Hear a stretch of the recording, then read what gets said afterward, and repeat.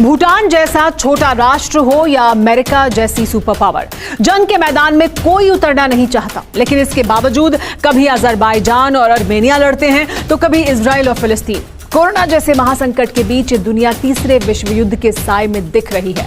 Israel अघोषित तौर पर एक परमाणु ताकत से लैस देश है और जब किसी जंग में न्यूक्लियर पावर का इस्तेमाल होता है तो क्या होता है ये दुनिया जापान में देख चुकी है। हालांकि किसी भी युद्ध की तस्वीर उसे लड़ने वाले देशों के दोस्तों और दुश्मनों पर टिकी होती है, लेकिन इस बार इजराइल के कुछ ऐसे दोस्तों ने मुंह फेरा जिसे वो जिगरी समझता था।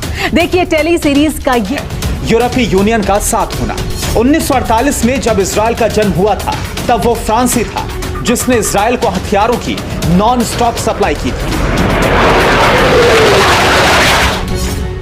14 मई 1948 को इजराइल बना और 12 जनवरी 1949 को फ्रांस ने इसे मान्यता दे दी। 1953 में इजराइल को हथियार सप्लाई करने वाला यूरोप का सबसे बड़ा देश बना फ्रांस। 1955 में फ्रांस ने इजराइल को उस समय का सबसे एडवांस्ड एयरक्राफ्ट मिराज दे दिया।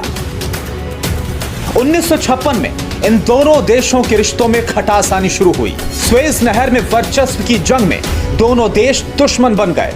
रही सही कसर 1967 में अरब फ्रांस ने आश्चर्यजनक रूप से पलटी मारकर अरब देशों का साथ दिया और इजराइल को दी जाने वाली हथियारों की मदद रोक दी।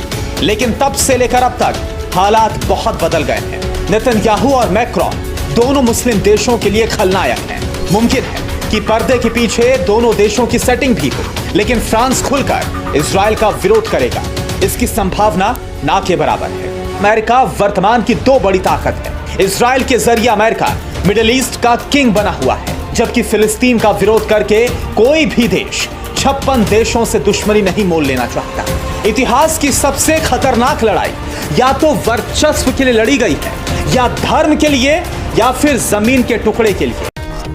इस तरह की खबरों के लिए हमारे फेसबुक पेज और यूट्यूब चैनल को सब्सक्राइब कर लीजिए और साथ ही का बेल आइकॉन जो है उसको दबा दीजिए।